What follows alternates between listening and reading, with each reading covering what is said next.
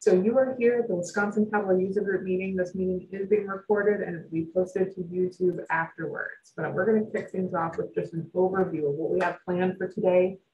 So we are in the thick of things already with our kickoff. And in just a moment, we're going to do an audience profile. We have a few questions that we were going to pose to you. We can just get to know each other a little bit better. Then we're going to have a presentation by Garrison from the Green Bay Packers. And he's going to be talking about the voice of the fan, followed by Steve, who is talking about how to inspire change with data visualization. So just an awesome lineup today. And then in the last few minutes, we're going to give away some awesome prizes. And we have just some wrap-up slides that we're going to talk about, like how to continue to engage with us and some of the things that we have planned for the remainder of the year. So don't cut out early. It's going to be short, but it's going to be worth it. So let's kick things off with our first item of the day, which is going to be our audience profile. So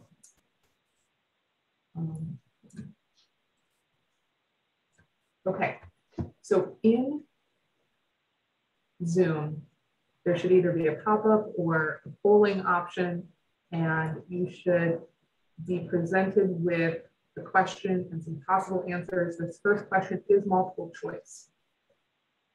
You can answer that question, it'd be great. We need to get to know some of your experiences with data.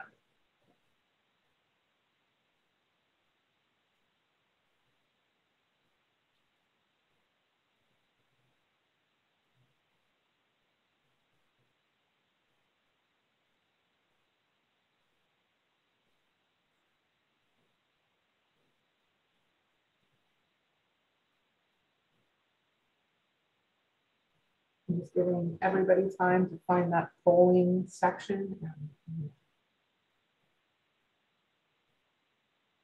answer the question.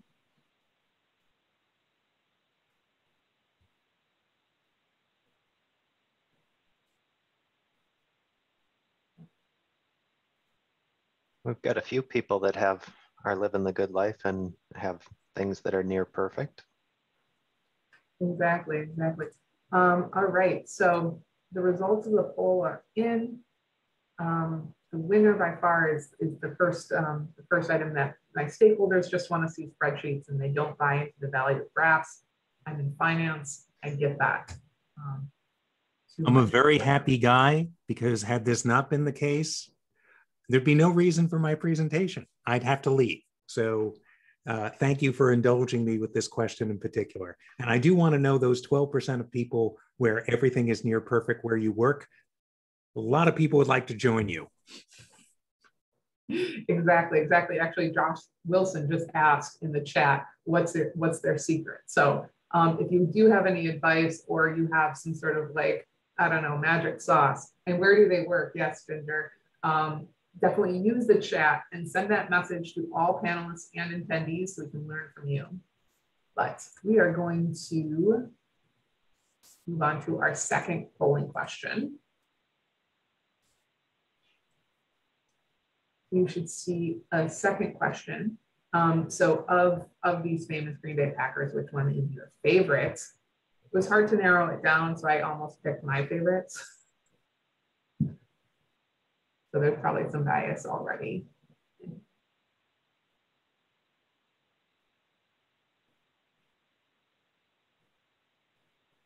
Hi, Amy from Green Bay.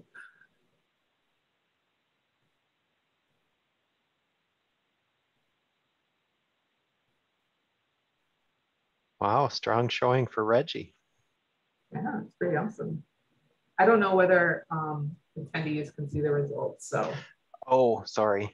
It's okay. It's okay, Patrick. I mean, there's no rules against like spoilers here, so. But I think we've got a pretty good showing. So let's see what the results look like. Yes, so Reggie White is, for the most part, people of these options, Reggie White is the favorite. But we've got a good showing, I think, across the board. So I wanted to throw in some like I didn't know, I mean, I had to like look up some Green Bay history. I learned quite a lot in preparing for this poll. So that's fun. Well, Tammy's throwing some shade at Aaron. So check out the poll, check out that chat window if you want to challenge Tammy at all. But we're going to move to our third question today, our third and final question. So, you know, make it good, I guess. But with the Olympics just around the corner, if you had to pick one Olympic sport to play, what would it be?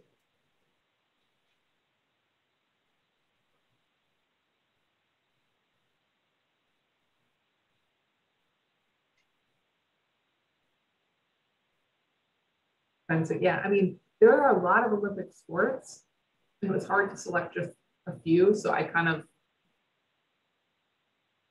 again, I created a biased poll because I chose kind of either some of my favorites. So unfortunately, if you did choose something else, post what you would want in the chat. Because I'm sure we would all like to hear. An Olympic data visitor. Yep. We're talking about power napping. All right. Yeah, these are good ones. These are good ones.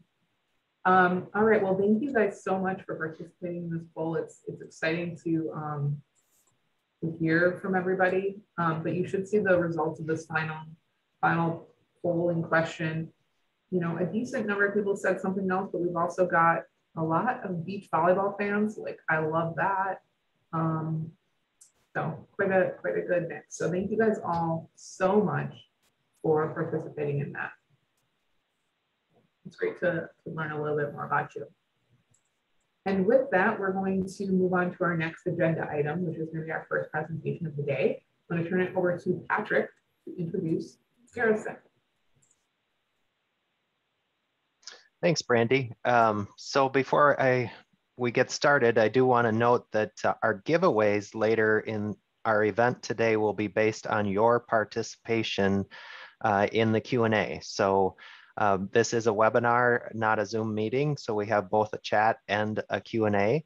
So please post your questions in the Q&A for the speakers. And pro tip is you can upvote questions. So the speakers can prioritize the questions as they answer them.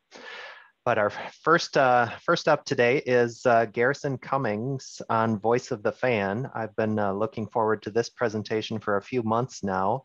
Garrison has the enviable title of Business Intelligence Manager at the Green Bay Packers. Take it away, Garrison. All right. Well, thank you, Patrick. Let me go ahead and share my screen here. And I just want to make sure everyone can see. Okay, perfect. All right. Well, good afternoon. I'm Garrison Cummings with the Green Bay Packers. And honestly, if you're a Wisconsin sports fan, what a great time to be a sports fan, particularly after last night's exciting win by the Bucks, and really hoping that they can get 2 more games and bring that NBA championship to Wisconsin. And for us, training camp is almost 2 weeks away. So all this sports is just getting exciting on our end, and our building is beginning to buzz a little bit. But I'm really excited to be talking with some great data practitioners today, and I really look forward to hearing Steve's presentation after this. And I get to talk to you today about the voice of the fan and how the Packers, and we take survey data and attempt to visualize it. And just an overview of what we're doing today. I'll kind of go through introduction about myself, how we're using Tableau within the organization itself, kind of our survey data process, prepping the data, finding that story via business questions and really trying to visualize that, and then go through a demo dashboard that we have. We don't have real data in there, but you can see how we visualize it, and then just opening up for questions. So a bit about me. I'm entering my 13th season, or almost 12 years here at the Packers in September. And I started my journey here at the Packers creating a data warehouse with my IT resource, which he is 1 month my senior, which he reminds me all the time. But that really started this data journey, and we really developed trying to inform stakeholders. What is the lifetime value of a customer? What is, what segments are really performing, and how can we create business value out of all this data? And I've held roles from e-commerce to media and now brand and marketing, and all these roles while I've been at the Packers have really leveraged data in setting out strategy for kind of the marketing aspects or content creation or anything that really kind of looks at the top of the funnel for the club. I am a self-proclaimed recovering Excel nerd. There was a time I feel like this is a little therapy where I may have questioned why use a visualization tool or when crosstabs or tables were really good, but thankfully I was introduced to Tableau, and really in the past 5 years, it's been a really exciting journey. And to think of some of the stuff that I was doing in Excel and just how much easier and more elegant the solution of Tableau is, I think is, really great. And really, it has unlocked some great collaboration within the organization. I'm in the brand and marketing department.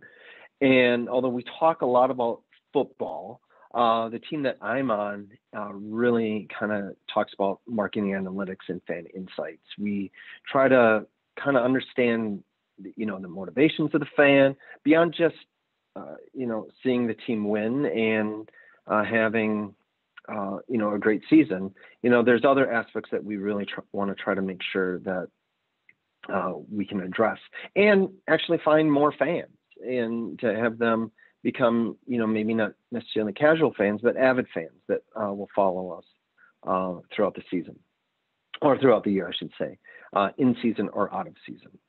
And this is a picture of my family, and our family is into sports.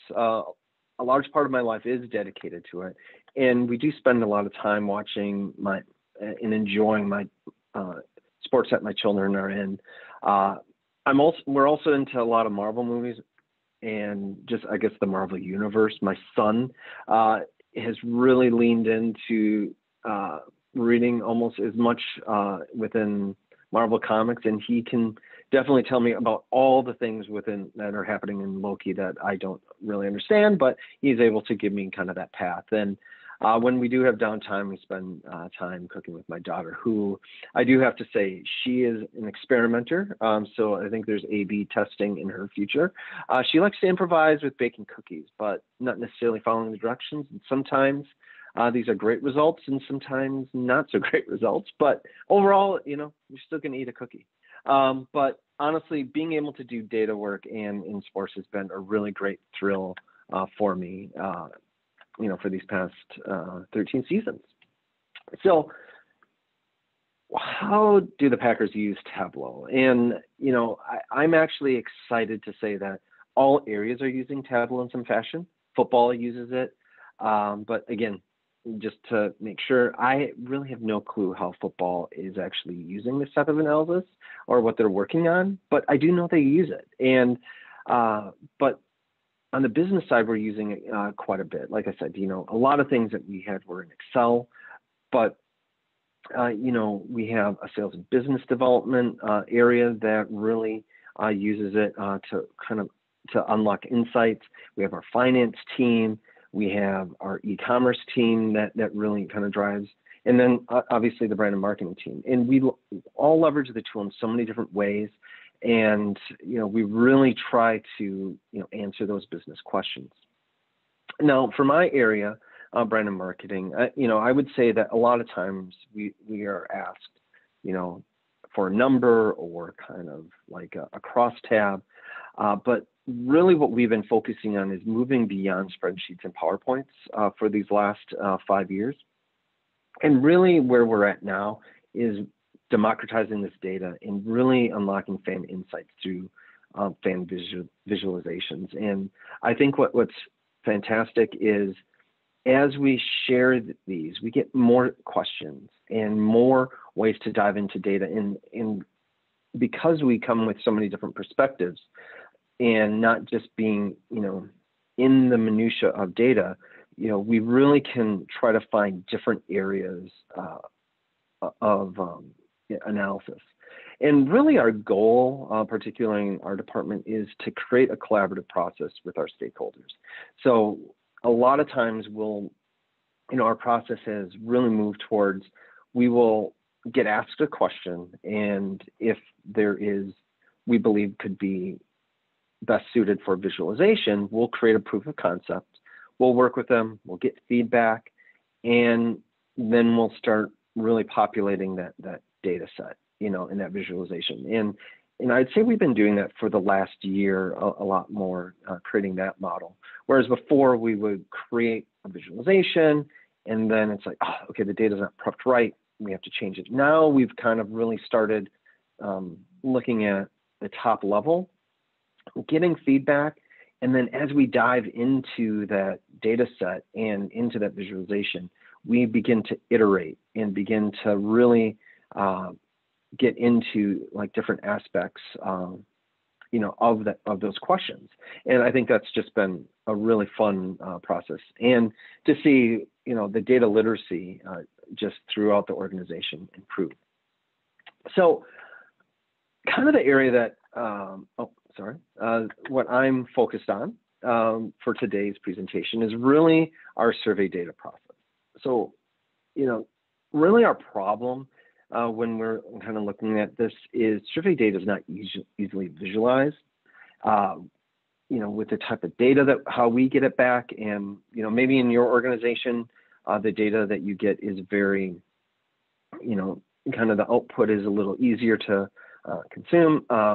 It's not for us. So that actually is one of the biggest problems when we are looking at the data process for survey data. Then it's really for us, and I'll go through this, is prepping the data for visualization. A lot of times we'll ask some questions, that are kind of like the top level, and then really prep the data for visualization. And it's, for us, it may be changing the scales, making sure they're all uniform.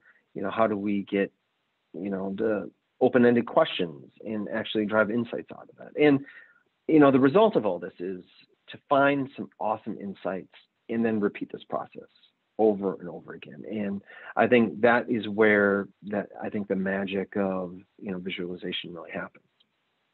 So starting with, I can move my slide forward, is the data problem, right? So for us, this is just a brief snippet of it. The survey outputs can be very daunting. So a lot of times for us, we have to be able to map the questions, to the columns and understand, what are some of the dynamic questions that are coming in, because we'll ask like, what game have you attended? There might be, what was the most recent game? If you answer yes. So how you put this data all together, it's just columns and columns and columns of data that, we have to try to make sense of. And, I kind of alluded to this, but, in some instances, we have pretty uniform, 1 to 10 type of scale. There are some questions where we have, almost like a 5-point, but it's on a text base. Are you extremely satisfied or extremely unsatisfied? And how do you measure that compared to all the other metrics? And it's really trying to like prep this into a very good, have the same scoring scales so that we can compare and contrast against different questions. The other is that we have open-ended questions, and sometimes we get a couple word answers. Sometimes it's a very long answer that you have to be able to dissect and really understand what the topic is, and that is something that I think in our process that we started with, we really moved towards sentiment, which I'll talk about. And then, how do we take data that we get from the league that's at an aggregate level, and then how do we combine that with non-aggregate data? And that, everyone wants to know both. But again, in this journey, as we're talking about iteration, we're starting at a very top level and beginning to slowly work down this over time. And then, the other thing that we find is, especially when you aggregate everything, is that scores may not necessarily reflect the fan experience at all levels. So if you have someone that's coming to a game for the first time versus someone that has been going to a game since the Ice Bowl, there is a different expectation, and so how do we segment that, and how do we begin to really dive into that? And like I said, the other thing is sentiment analysis. Is there a way that we can not just show the comments, but maybe show the sentiment, positive, and how does that change over time? And then ideally doing topic analysis. And there's so much more that we can go into. Now, I talk about data prep. Now, you can use Tableau prep. You could use any tool. We use Alteryx just to get the data cleansed and prep.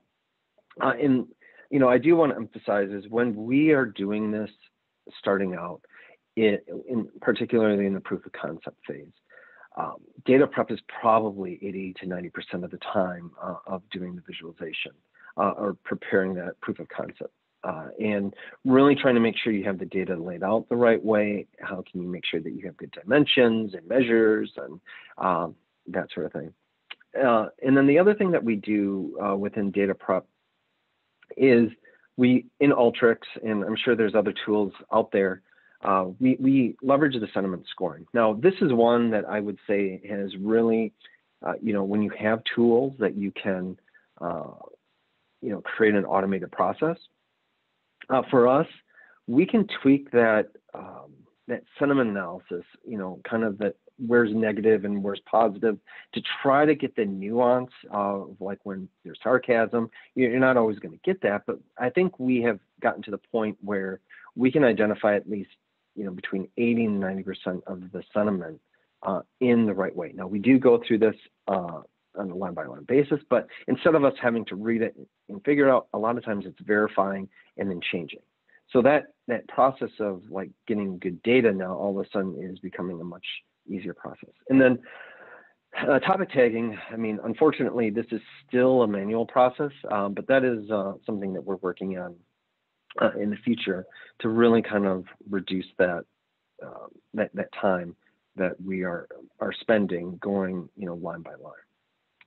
Okay, so when we're constructing this dashboard that I'll show you here in a little bit, there's 4 primary questions and maybe some sub-questions here of what we want to answer with our visualization. So one of those is, what are the scores by section? Is there a way to find out problem areas or top performing areas by, creating a visualization and overlaying that over our stadium? How do rankings differ for ticket group types versus NFL average, and how has this changed over time?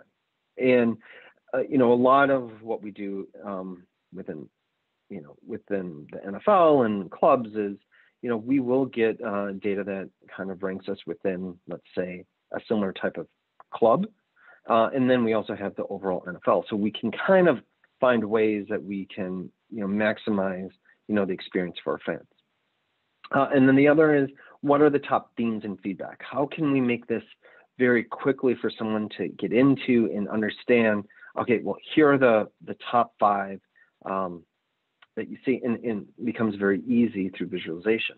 And then what is the sentiment of the feedback? Can we quickly find the comments to understand the positive or negative feedback by survey questions? And I do want to say that this is that first step that we took. And, as we started doing the dashboard, more questions emerged, which, I'll talk in a bit, that, thankfully has created, a good work environment of, continuing to improve upon this dashboard. So let me just stop here and I will dive into the dashboard itself. So let me move this over.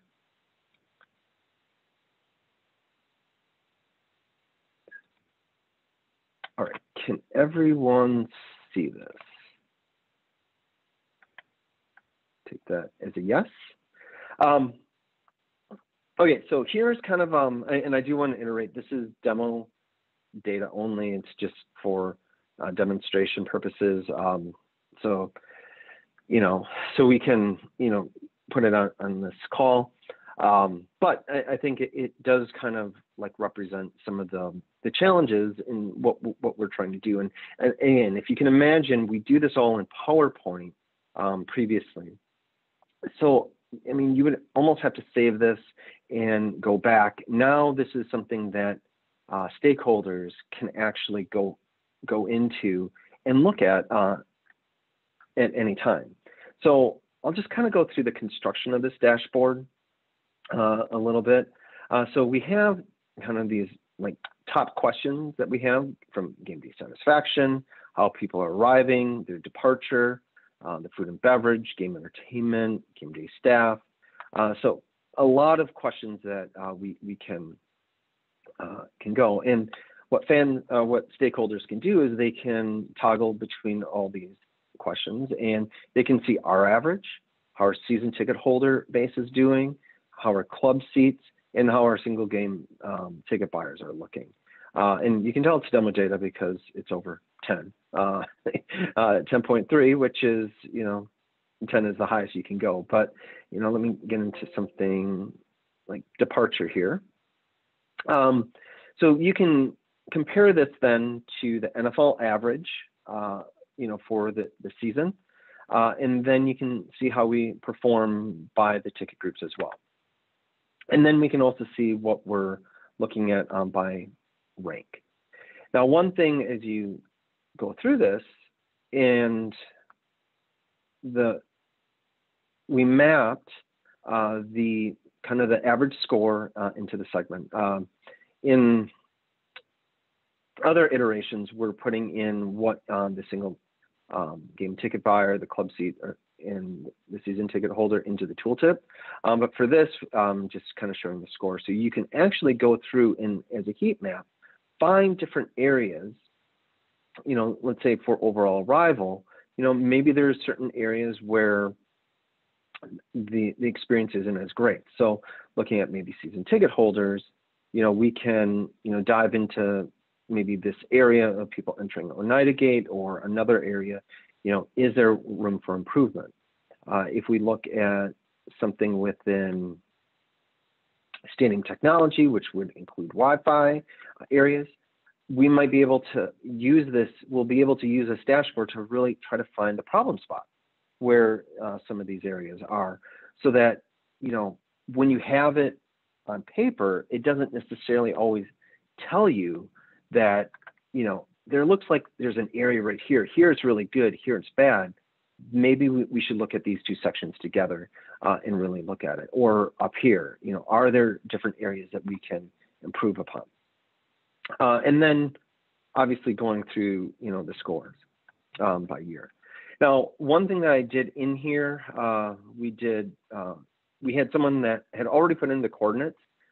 So I was able to easily map this, the data set to this visualization. And it really makes, kind of this idea even better.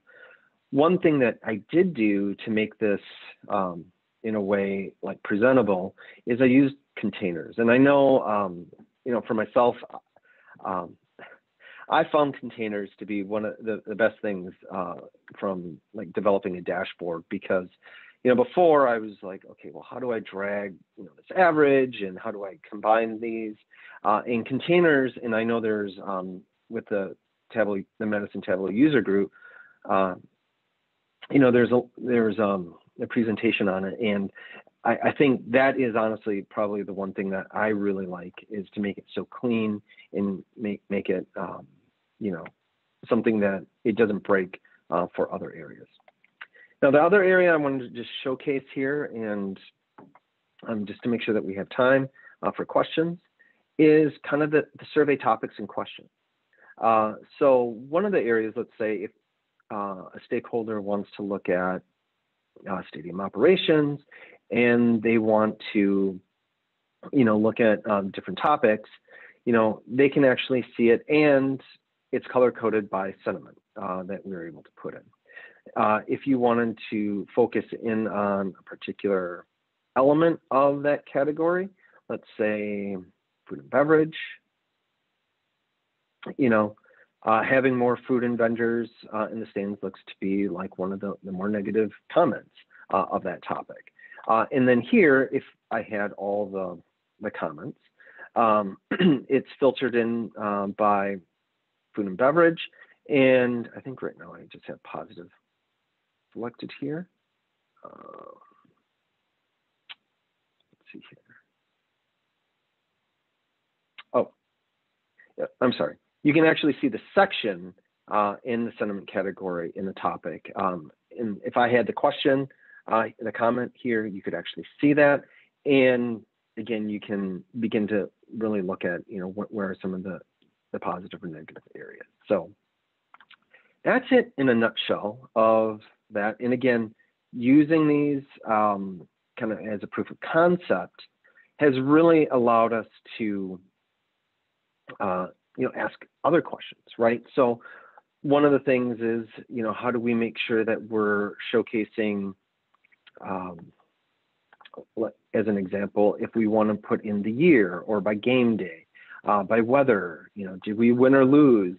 How do we normalize some other data? And even to the point of, okay, are there certain areas when you go through the game day, the game day element, is there ways that, if someone has a bad arrival, does that make the whole experience, positive or negative, in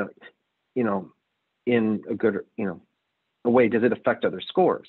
So this just has opened up a ton of research for us to be able to go into and, dive into it a little bit more. So that is the dashboard. And then just to kind of wrap up here. I spent a lot on the survey data is not easily visualized. And, and I think, doing that data prep has really allowed us to, get it into a format that we can add things on moving forward. So I showed you kind of that first iteration of that dashboard. Now we're continuing to add on to it because we have it prepped for visualization. Now we're just adding on more fields and, new dimensions or new measures, and not really having to change a lot within the dashboard itself. We're adding in new worksheets, new dashboards. And again, like I said, we find, finding some awesome insights, I think, is really the goal. And we're just kind of repeating that. I know one of the things that we really want to try to be able to do is kind of like take each question and look at the frequency of comments, on a topic, and then just kind of showcasing the distribution of the sentiment. And I think that's something that, we're going to work on, in the future. And again, it's always great job security as a data professional to continue to have those questions. And sorry, turn this down. But that's it. What I have. I think we're kind of up here at time. So I just wanted to leave time for questions and anything. So thanks again for the opportunity. Awesome job, Garrison. Yeah, you've got a bunch of questions here, and we do have a few minutes. We'll try and tackle the top ones here, and then if you don't mind responding to some of them in the Q&A during Steve's presentation. Sure. But the number one question for you is, how did you get your job? And how does someone with data skills but no experience in pro sports get a job working for the Packers? Yeah, I think a lot of it was, I was lucky at the time. I didn't have experience in pro sports, and I applied, and I kind of had the right mix of, at the time, kind of marketing and database experience, and that's what they were looking for. I know that doesn't help, but, depending upon what area, if you're in the business area, I think having that passion for analytics, really comes through. And there are, a lot of the jobs that are posted are on Teamwork Online, not only for the Packers, but a lot of other sports organizations. And analytics right now is one area that they're hiring a lot of people for, particularly on the business side. So I think this is, if you're looking to get into it and you have a passion and you can showcase some of the things you're doing, this is a really great opportunity. And honestly, I think a lot of interns, they'll intern with us or for another organization. It's amazing how many people, Tableau skills are really important. A lot of them, like with the data prep and, even kind of the analytics, like say R or Python. I think a lot of people are, coming out of school with a lot of that knowledge. So again, it only helps. Great. Next up is, do you have a Super Bowl ring from 2010? I do. I don't have it. I was going to put in, let's see, I don't know if I can bring it up, but see if I can shut this. I do have, let's see if I can. Well, that's the prize you're giving away, Garrison, isn't it? Your 2010 Super Bowl ring. I think that's great. Yeah, it would be nice, right? But yeah, I'll find it. But yeah, I have a picture of. I was going to put in the presentation, but I didn't want to come off as like, oh, okay, an analyst with a Super Bowl trophy. Let me see if I can find it. But yeah, I'll showcase it if I can find it here just quickly. But yeah, the next question, if we still have time. Yeah, absolutely. What survey platform do you use? And while you're on that subject, if you don't mind elaborating a little bit, I saw another question related to whether that survey platform has a sentiment score, and have you compared that with Alteryx? Okay, so we use survey platform Custom Intercept, and they do not have a sentiment score right now. Now we do have. There are tools that we have, like for social media sentiment, that we have created dashboards, and they get pretty close. I think they have some machine learning within it, but I think a lot of times you have to really look at it. Sometimes line by line. One of the things that the sentiment score really gets screwed up on is. We have a player called Jordan Love. And, when people say love and something else, it puts its sentiment as positive. It may not necessarily be positive. So, yeah, we do compare it. And I think Alteryx has been pretty good at getting close. Like I said, that 80, 90. I think, the Holy Grail would be 100%. But, yeah, I think it's one of those things that I think you just have to keep looking. And I did find the photo with the Super Bowl trophy. So that kind of answers that question. That was a fun year. Maybe another one this year? I hope so. I thought last year was going to be the year, but darn Buccaneers. Next up is from Laura. Do you experience different levels of data literacy within your organization? If so, what are your methods for upskilling your users so they comprehend the data and gain actionable insights? Yeah, that's a great question. Yes, I think the short answer is yes. I mean, I think, people that are really, used to, seeing the report, seeing it on PowerPoint and wanting to do that. And I think, when you talk about upskilling, I think it is really what I found to work really well is we have the collaboration meetings. So instead of, it used to be us like always reporting the numbers. One of the things that we found like really great buy-in, at least in the brand marketing department, is when we have these meetings and we have data sets ready and they ask questions and they see us begin to pull it together. So like one example today was, gosh, this is a really great visualization, but it would be really great if you could group these two, segments together. I said, well, I can. you know, and I just did the drop down, and instead of one, I did multiple values, and they're like, wow, this is amazing. And then all of a sudden there's more questions that came about it. And so I think as people begin to understand, like, not all data, I mean, there's questions like, well, can you measure, you know, such and such campaign?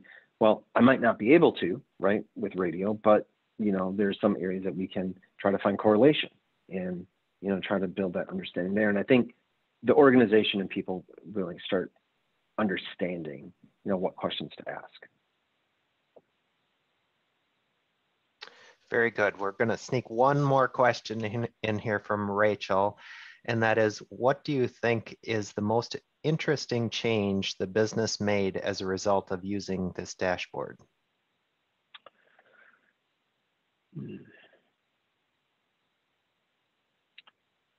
Yeah, well, I do know that, that's a great question.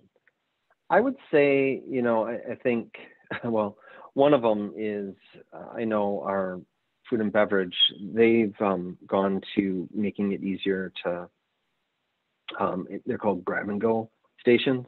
And they've, you know, he's really focused in on trying to get that, you know, in and out in between the game faster, during the game, I should say, instead of standing in lines for concessions. And that actually has seen, I think, a pretty positive outcome.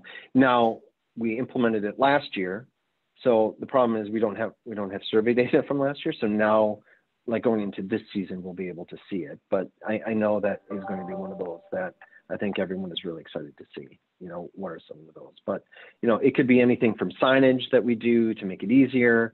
You know, trying to tell users ahead of time, like what gate to go to. And, you know, if there's, you know, the getting into the stadium is difficult because everyone comes into one gate.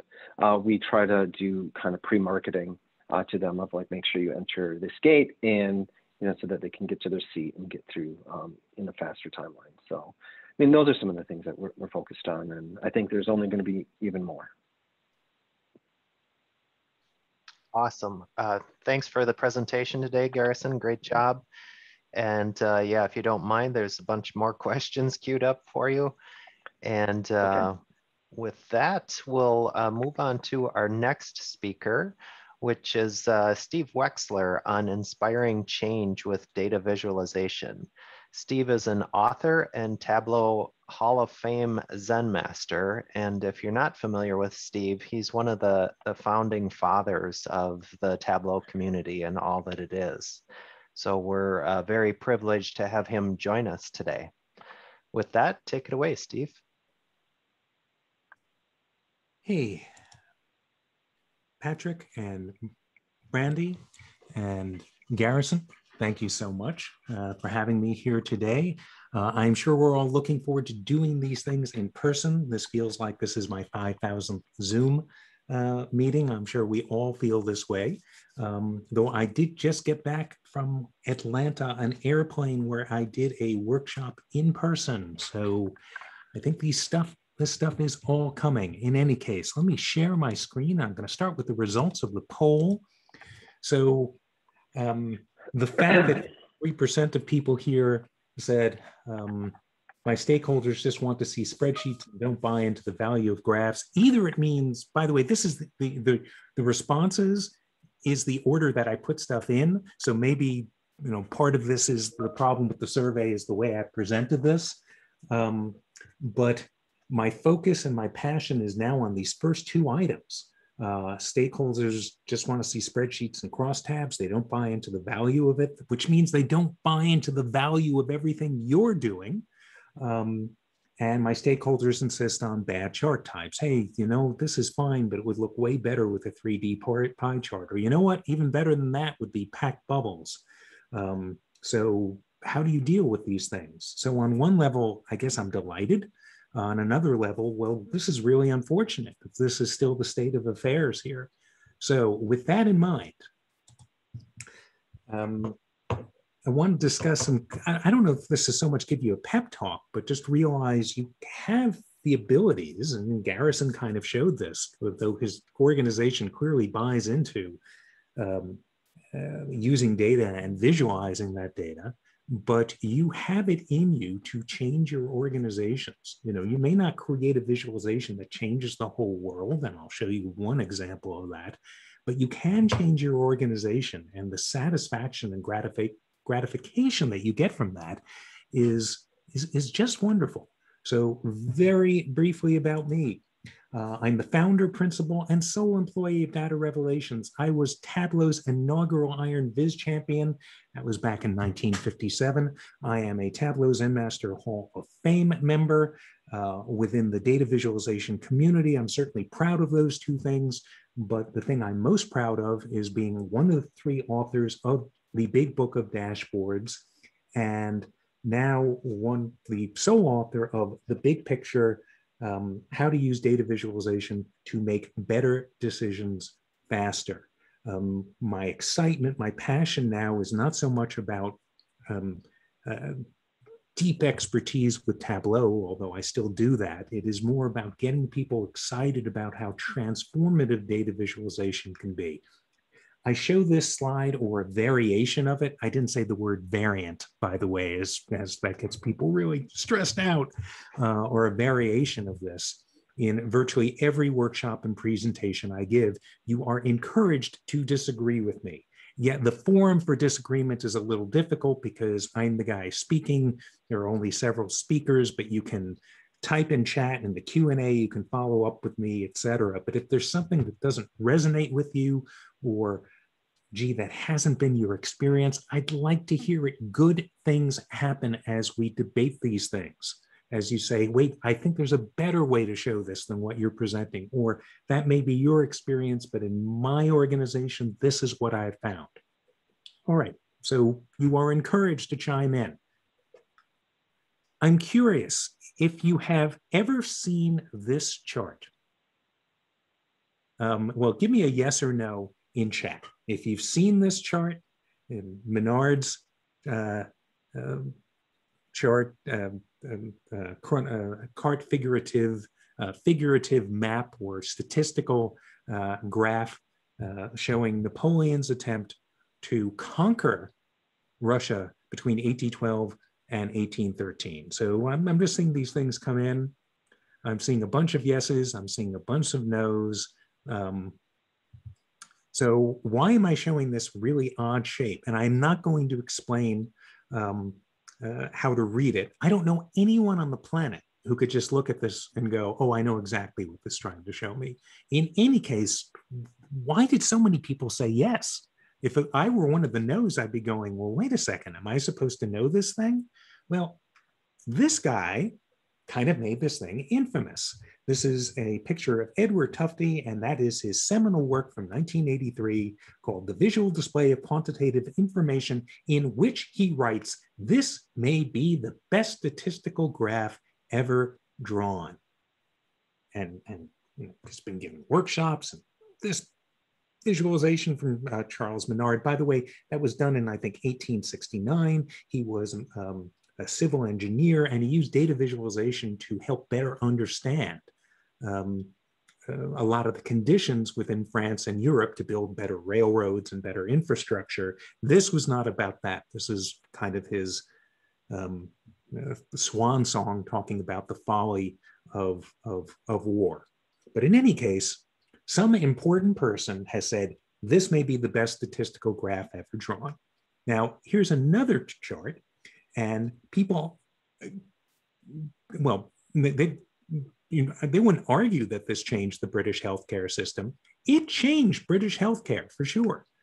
I'm curious, how many of you seen this one? This is the Nightingale. This is from Florence Nightingale. Yes, the lady with the lamp, the founder of modern nursing, was also a polymath and extremely well steeped in statistics. So if you've seen it, let me know. If you haven't seen it, type no. It is her, everyone calls it a rose chart. She, I believe, referred to it as a wedge chart, showing the effect of changing sanitary conditions at the Scutari Hospital during the Crimean War. This changed the British healthcare system. She was able to show that it was sanitary conditions, which needed to be fixed in the UK, were a huge cause of disease and mortality. In any case, well, you know, what do people say looking at this odd looking shaped thing? So here's a quote from R.J. Andrews. He's a friend and colleague, brilliant scholar about data visualization, and wrote the book Info We Trust. And he says, critics suggest that Nightingale's mortality data is better shown in something more straightforward, like a bar chart. But that is not true. Florence Nightingale made lots of bar charts. No one cares about them. Her roses gripped 1858 readers, and they still hold our attention today. By the way, I'm one of those critics who's going, why didn't you just use a bar chart? Hey, here's a quote from Alberto Cairo, one of my heroes and one of many people's heroes within the data visualization community, and author of How Charts Lie, among other books. I believe Nightingale's goal wasn't just to inform, but also to persuade. With an intriguing, unusual, beautiful picture, a bar graph conveys the same message effectively, but it may not be as attractive to the eye. So you're going to these webinars, you're reading these books, you're seeing these pundits holding these things up, and you're wondering, how do I apply this to my own work? So you may be thinking, I guess I should be making charts like these, right? No, you shouldn't be making charts like these. And I got to tell you, in my head, I'm hearing the comedian Louis Black, who played Anger in the movie Inside Out. No, you shouldn't be making charts like these. And let me make my argument for this. You should always be thinking about who is your audience? What are their needs? What are they looking for? What are their expectations? What are you trying to tell them? And I would say my mantra around data visualization, it's taken me 15 years to distill everything I do down to down to a single sentence. But I would argue that you and we are here to provide the greatest degree of understanding with the least amount of effort. Now, the least amount of effort is for your audience. You may have to work extremely hard. Realize both Menard and Nightingale knew their audiences. If you read this wonderful book by Sarah Rengren called The Menard System, which catalogs all of Menard's charts, many of them way more applicable to business use, you find out what the expectation was. An erudite, well-to-do audience probably sitting at a drawing table with a ruler in hand as they were looking at Menard's charts, a ruler in hand. Can you imagine showing the Nightingale chart to a busy executive, and that executive going, this looks fascinating. Let me get my protractor. No, of course not. That's not how we're processing stuff. This was a mid-19th century audience. What are the things that are going to meet the needs now? So as I'm desperately trying to help the people who don't yet buy into data visualization see how transformative it can be, show them, you know, this spreadsheet that you love so much, let me show you how much better you could do with this. I'm to an extent trying to combat look at this chart that changed the British healthcare system. I want to make a change. But I've got this model from the 19th century, or this amazing flow map that Charles Menard did, and go, well, someone called this the most significant or impressive chart ever drawn. How do I make something like that for my own organization? Well, you don't. So I wanted to include some real world inspiration. These things are not colorful, amazing works of art, but they did change each of their organizations. So let me walk you through a few of them. This comes from Dorian Beneteau out of Romania for an organization called Simaup. It's a French manufacturer that designs technical outdoor clothing. The e-commerce division of the company needed a way to monitor on a daily basis click-to-purchase activity for every product it offers on its website. Most important measures: conversion rate and how much they spend. I think people can relate to this. Gee, we're putting a lot of money into our website and into getting people to go to the website and hopefully click and buy things. Is it working? Here's the built-in dashboard that came with it. This is the before picture I'm going to show you. And it's nicely laid out. It's attractive. These parts have, nice curvy edges on the end of it. So, someone has a nice design sense, but it wasn't particularly useful.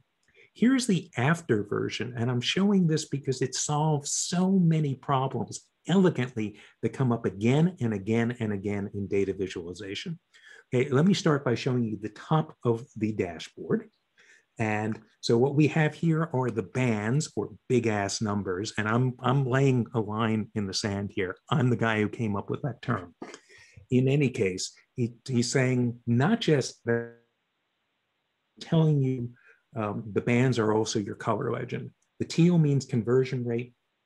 The pinkish color means conversions. And the gray is the number of sessions, the number of people that actually did something and what to make of that. So this long gray bar for CPC, cost per click, that is how many sessions we had. Here are the number of people that converted, and here's the conversion rate.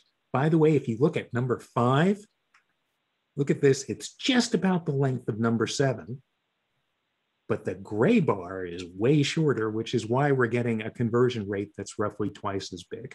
He's done something very elegant here that we'll get into in a moment. Then here we have the top of the dashboard, and he does a beautiful job explaining how to read this. Conversion rate is just how many people viewed, actually purchased, divided by the detail views.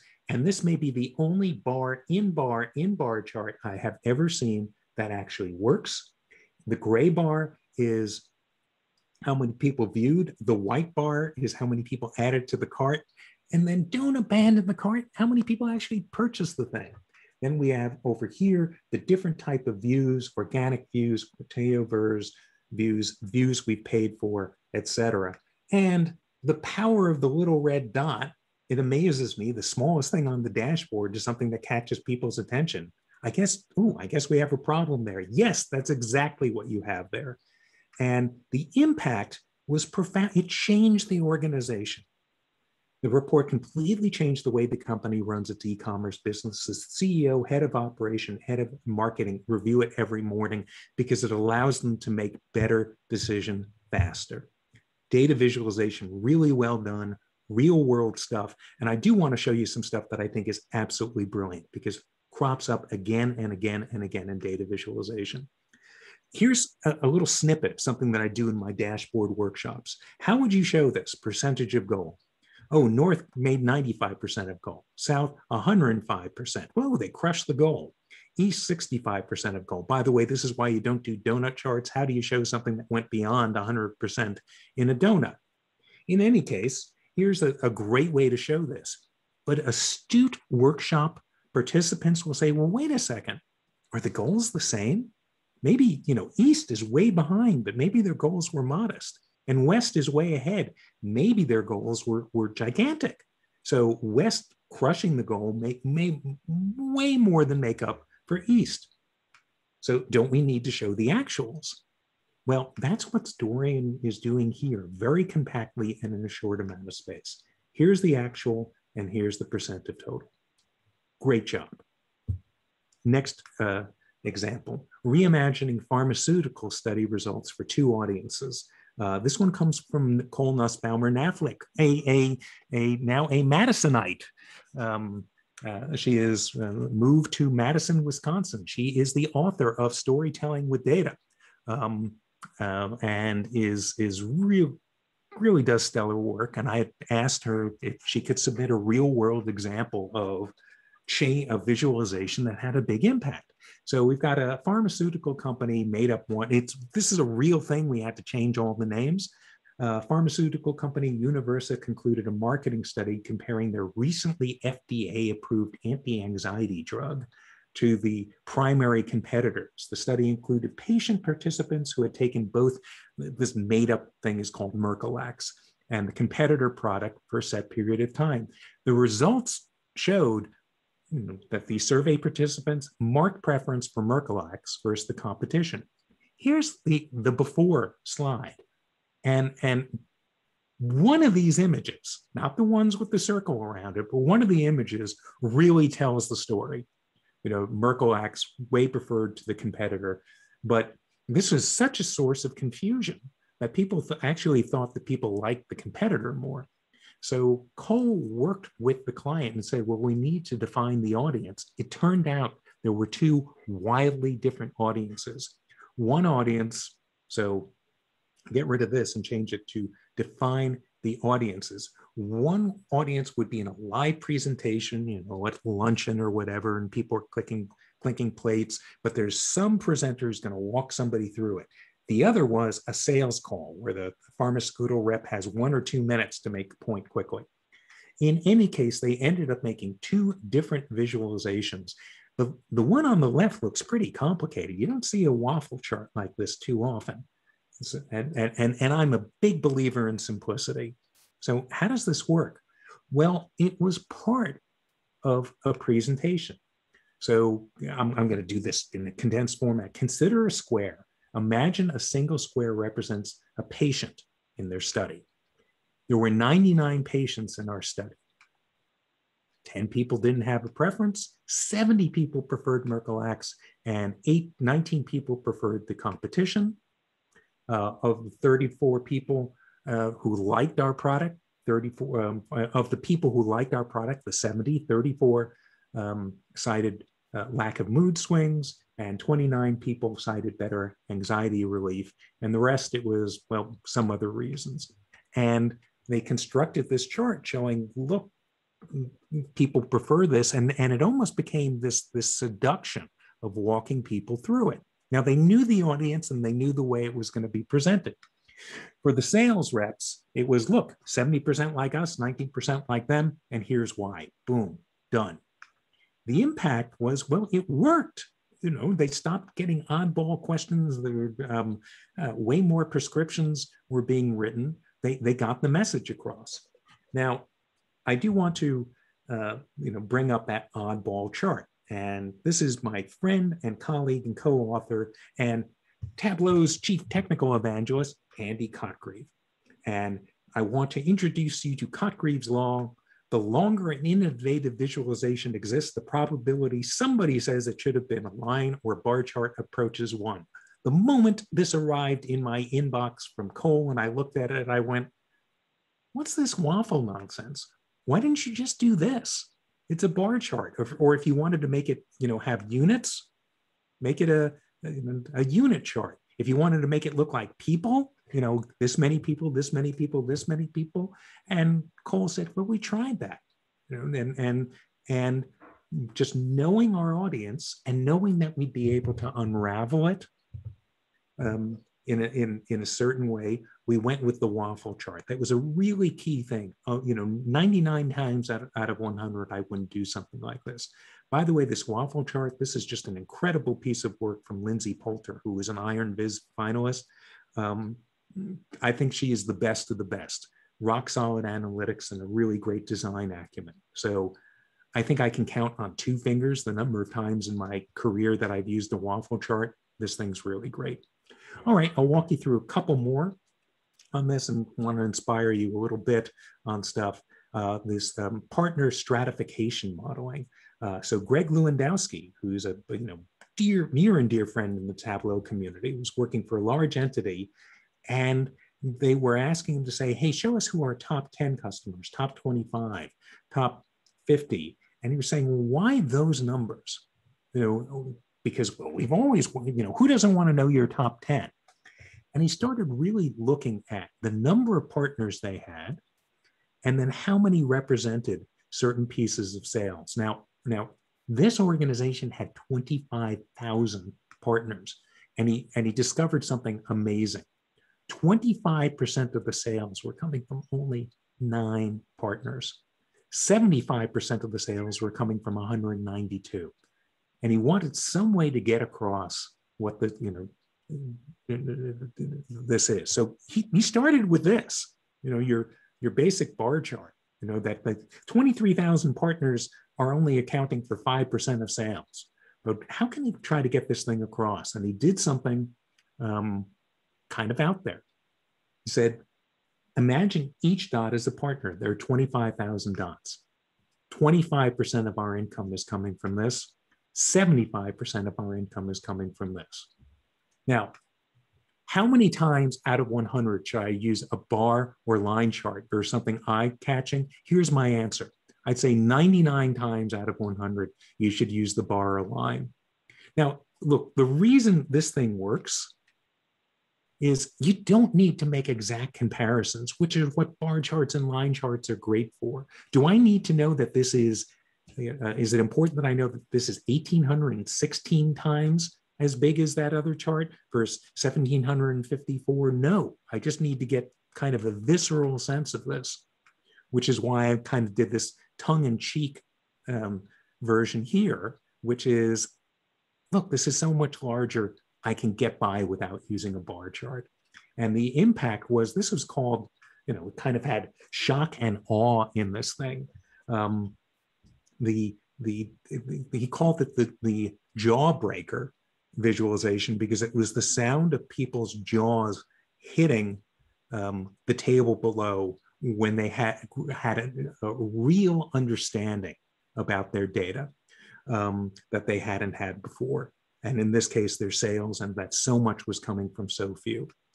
Can you glean insights you need from your KPI dashboard? So JLL is a leader in facilities management, oversees a global portfolio of properties. By the way, JLL just strikes me as an insanely well-run organization. The number of Tableau badasses that are in that organization is just insane. In any case, they were gracious enough to submit a sample dashboard with made-up data, which I know Garrison can completely understand. In any case, this global portfolio ranging from 42-story towers to retail sites in small towns to malls, management needs to monitor key metrics and attend to anything that is underperforming. Let me show you the before version. Classic spreadsheet type of looking thing, and you go, oh, everything's fine except that one thing over there. Well, there's lots of problems here. Let me explain, why this is not a great way to go with stuff. That item in red, and you can't help but see it. Did we miss by a lot or just a little? And the red thing, did it just crop up this month, or has it been going on for months and months? And all those wonderful green KPIs, did we crush our goals by a lot, or are there some that just squeak through? And most importantly, while the organization may be doing well overall, are there regions, countries, cities, individual properties that are gross underperformers? And the term I'd never heard before, but it comes from Mark Ruggiero, who's one of the muckamucks responsible for Microsoft Power BI. He said, beware of watermelons. What's a watermelon? It's green on the outside, but it's red on the inside. So here's the after version that JLL came up with. And it just hits so many points so well. And what large organization doesn't have a KPI dashboard? But here are kind of the main things that, 1 and 2 are overall of the 630, these are the warning bells of the 636, so point up here, of the 636 countries and territories, 181 have a problem. Yeah, I might have done a filled bar or something like that. By the way, you can actually get away with a pie chart here. 2 slices for a pie, it's actually a pretty good use case. Here it's 36 out of 187. I'm not going to quibble with them that they didn't use a visualization for these things. In any case, what do we have going on in here? Well, this is the target for these 2 metrics. Realize these metrics have this target, these other metrics have other targets. So this 85% line for these other metrics, this is what you want to be. We want to be above this. And here, measured 22 and 23, we should be at like 95% or 96%, and we're below that. And we can see the problem because we, not only can we see that we're below, but we can see by how much we're below, and it's helping us out. Blue means you're doing okay. Orange means it's a problem. Just because you have roughly 1 out of 10 men, if you show them green and red, they're going to go, these look the same to me because of a red-green color vision deficiency. In any case, and this thing's quite a bit below where it needs to be. But the cool thing they did here, this thing that's below, has it been below for many months? No, the first 3 months that they were tracking, everything was fine. Then it dipped a little, then it dipped a lot, but then it came back. I hate things that only look at, current data. And then, but what about this dot over here? This means overall you're meeting your goal, but the orange dot means there are some areas that aren't. And if I hover over this, you will get details on it.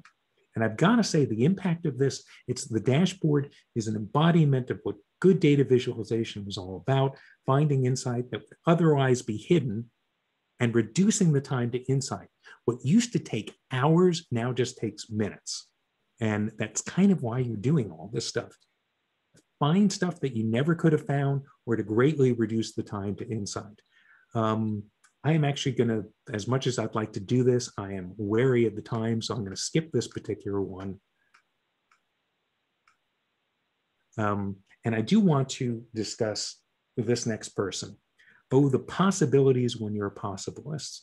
If I can have anything that I want you to take away from this, it is watch Hans Rosling's TED Talk from 2006. If you haven't seen it, I have just done you a huge favor. Hans Rosling TED Talk, look it up. In any case, it was, people were gobsmacked by this incredible presentation by a very mild-mannered expert on global health. He was a Swedish professor of global health who, using data, stunning visualizations, and homespun charm, changed the way people understood the world. And I first became aware from this TED Talk. One of my colleagues, actually a Tableau colleague, said, you should watch this. He also wrote a wonderful book. Sadly, he died in 2017, trying to convince the people that your understanding of the world is off. And in fact, the world is quite a bit a better place than it was 50 years ago. And you should be encouraged by this. And maybe I would suggest reading this, as I think it will make you feel better about the world. But he called himself a possibilist. And he said, people often call me an optimist because I show them the enormous progress they didn't know about. And this makes me angry. I'm not an optimist. That makes me sound naive. I'm a very serious possibilist. That's something I made up. It means somebody who neither hopes without reason nor fears without reason, someone who constantly resists the overdramatic worldview. As a possibilist, I see all the progress, and it fills me with conviction and hope that further progress is possible. And I just want to show you some examples of this. Reimagining the consolidated income statement. Okay, this is the income statement from Alphabet Inc. That is the parent company of Google. And Klaus Schulte, who is a professor of finance and accounting in Münster, Germany, and also a badass Tableau Zen master, said, just a table full of numbers. Yeah, maybe the accountants really get this and they can glean insight, but other people can't. And he came up with an incredible way to show the inflows and outflows of the company and just how ridiculously profitable the organization is. This next one, Reimagined Lab Tests, this comes from a friend and colleague and one of my chart chat co-conspirators, Amanda McCulloch. She's the senior data visualization lead at Excella and operations director at the Data Visualization Society. After her father had a second battle against kidney cancer, Amanda decided that she should submit to a genetic test and discovered that she, like her father, has Lynch syndrome, which makes her susceptible to a bunch of cancers. And it just means she needs to be screened pretty often. Now, the way she discovered this was this really kind of crappy report. And think of how bad the lab reports are that you get, how hard it is to understand, well, should I be delighted by this report on my cholesterol or should I be hyperventilating? She said, she took a stab at, hey, here's something that will help me understand for these different types of cancers, what the general population is and what her risk is. And if you're wondering why the big range here, it's because there aren't that many people who have Lynch syndrome. So based on it, it could be, really low or really high. So getting something like this saying, hey, here's the range you want to be in and here's where you are, as opposed to a bunch of numbers. Oh, I would love to see something like this. And this one has really hit home for me because I have a family member who took advantage of this. It can be overwhelming for people with rare, mysterious, or complicated health issues to relate their health histories to doctors. I don't, maybe someone here has this experience or a family member. At appointments, people feel pressured to remember what happened, tell their story in the right order. The details are often trapped in old medical records and reports. And it's really hard, especially when visiting a new doctor. It's hard to tell the whole story, and you're often not taken seriously. And Katie McCurdy, who is a wonderful data visualizationist and the founder of Pictal Health, has created a way to visualize patients' health histories, and has come up with, here is everything that's happened in my life, all the diagnosis, all the things that are going on in this very compelling visualization. And I can tell you, physicians respond incredibly well to seeing this. It's a win-win. The patient feels listened to and heard, is able to articulate everything, and the doctor just takes you more seriously.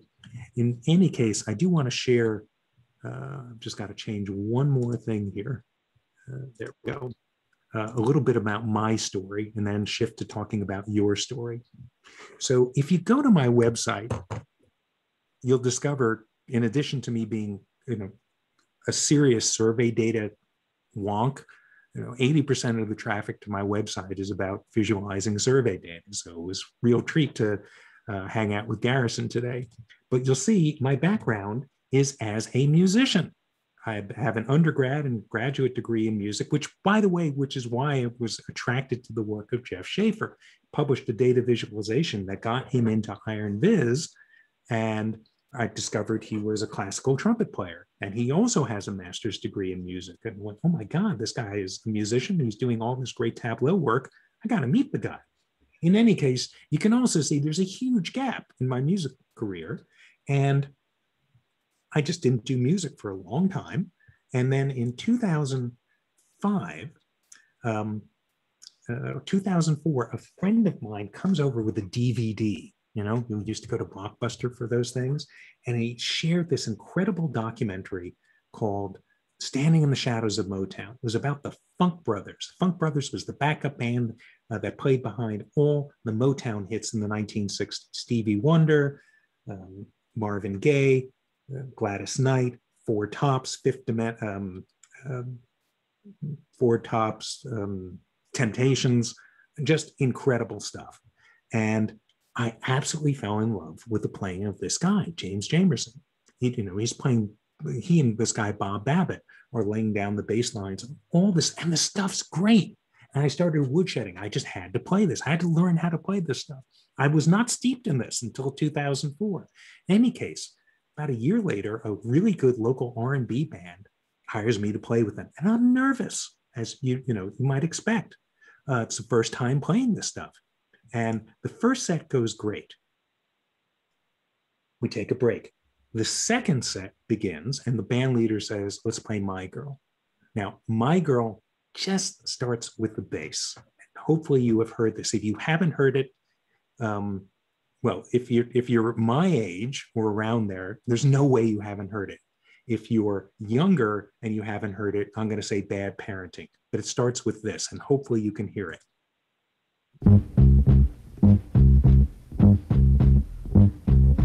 Okay, I'm assuming people heard that boo-doo-doo, boo-doo-doo, boo-doo-doo. In any case, that many notes, I'm playing that many notes, and people go nuts. The dance floor is filled with people, and I'm just, what is going on here? I look at my hands, I look at the other band members, I look out. I literally move people. And I wanted to do that again and again and again. It was so exciting. Well, let me fast forward to 2014. Let me give you the setup with this. I'm working was hired as a consultant to a major healthcare company. They had data on thousands of companies and millions of people, employees and their families. Their goal was to save costs and save lives through compliance, particularly making sure people were taking their meds when they should, but also exercise and making sure they were sticking to their diet. How can they get buy-in? And so they would look at a variety of different diseases and focus on the organizations that were really out of whack. So something like this, they would create a slide like this and go in and give a presentation and say, you know, the incidence of diabetes amongst your employees and their family in your organization is 18.5%, but the average of all organizations like yours is 4.9%.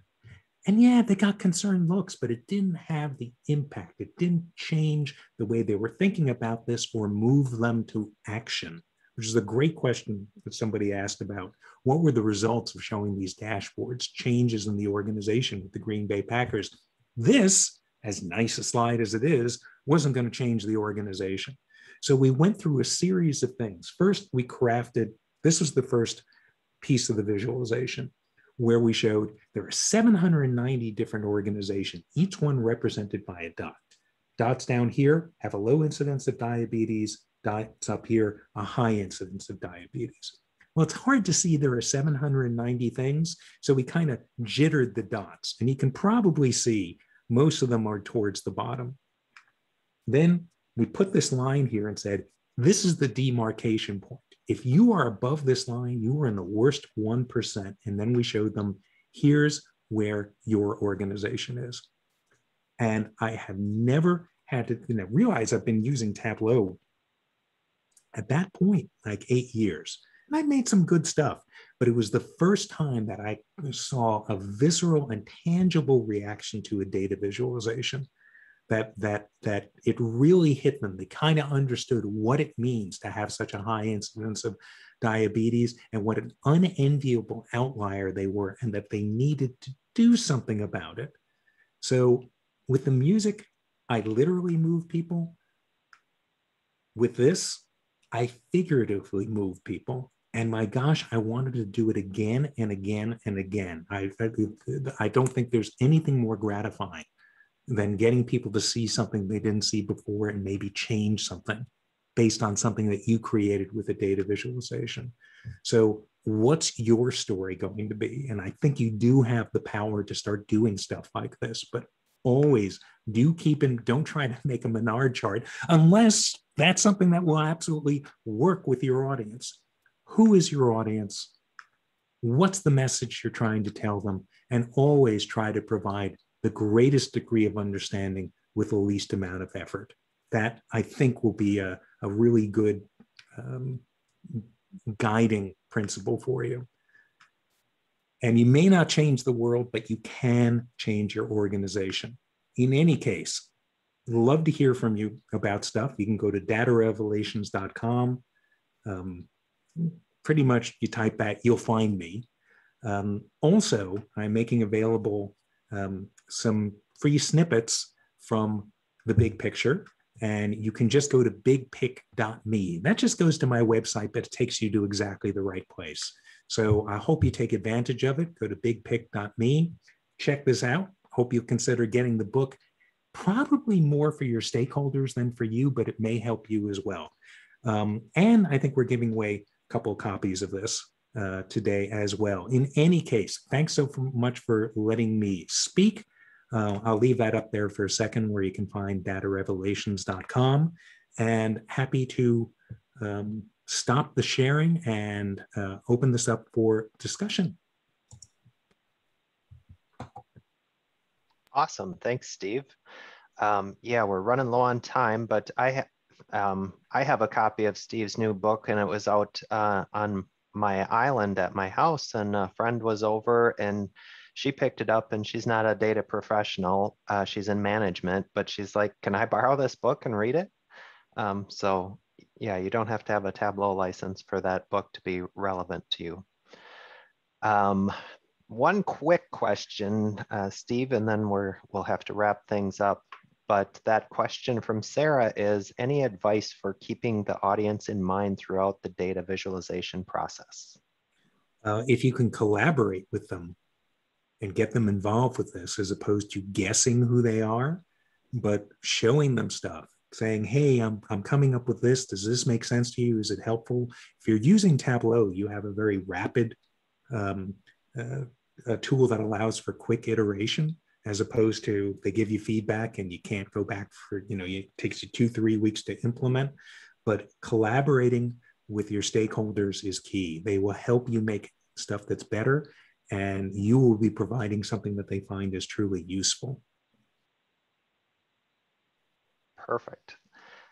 Thank you. As we're wrapping up, if you wouldn't mind trying to field some of the other questions out there for you, Steve. Happy to do so. And thanks very much for your presentation and joining us today. It was a pleasure. Brandy, you bringing the slides back up? I am. So as Patrick said, we only have a few minutes left, so we're going to whip through this stuff really fast. Patrick, did you happen to pick the giveaway winners? You betcha. Awesome. So yeah, our speakers today came bearing gifts. Steve's giving away 2 copies of his new book, The Big Picture, and Garrison brought 2 $25 Green Bay Packer Pro Shop gift cards. So thank you very much, speakers. And those winners were randomly selected from the people that asked questions. The Packers gift cards go to Laura Zimmerman and Mike Waldman. And the Big Picture books go to Andrew Giesler and Ginger Castle. I'll follow up in email with the winners. Awesome, thank you. All right, so just the last few slides here. A few upcoming meetings. So next week, July 21st, the Madison Tableau user group is having an in-person social event. Patrick, any details you want to share about that? Yeah, Wisconsin Brewing is located in Verona. They have a great outdoor facility that's dog friendly. So if you're comfortable, we would love to see you there. It's just a social event. Come hang out with us, talk to a member of the Madison Tug leadership team, and we'll set you up. Awesome, thank you. And then in August, the Milwaukee Tableau user group is having a virtual meeting where we're going to be talking about Tableau prep.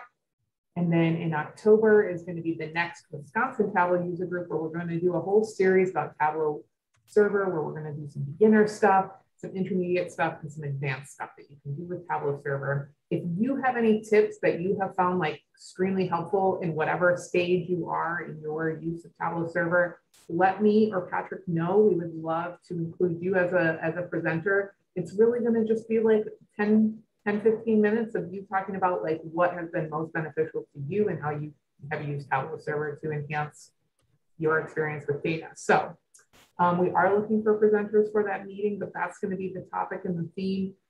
We hope to see you there. The last, I think, item, besides like our connection information, is a data book club that I run. We're reading Weapons of Math Destruction by Kathy O'Neill. You still have time to get in if you're interested. We are meeting next Tuesday where we're discussing the first 3 chapters of the book. So feel free to sign up. I just posted the link in the chat, but feel free to sign up and join us. If you can't make Tuesday, you're welcome to join the other meetings that we have going forward. So there's really no harm in signing up and getting more information. Aside from that, there are various ways to keep in contact with us. I'm also going to post this in the chat, but finding events either through Madison or Milwaukee and connecting with us on LinkedIn, please do that. Keep in touch. We would love to see you guys at future meetings. Anything to add, Patrick, before we wrap up our event? No, I think that's a wrap. Thanks to the speakers and everyone for joining us. Have a great day. Yes, thank you guys all so much. Leave this going so I can answer questions. Yeah, I Don't close it yet. That. You got it, Steve. Thank you all. Have a great day. Go Bucks and Packers. And I'm answering Andrea Kay's question. So Andrea, if you're still there, don't go away. Thank you all so much. Have a great weekend.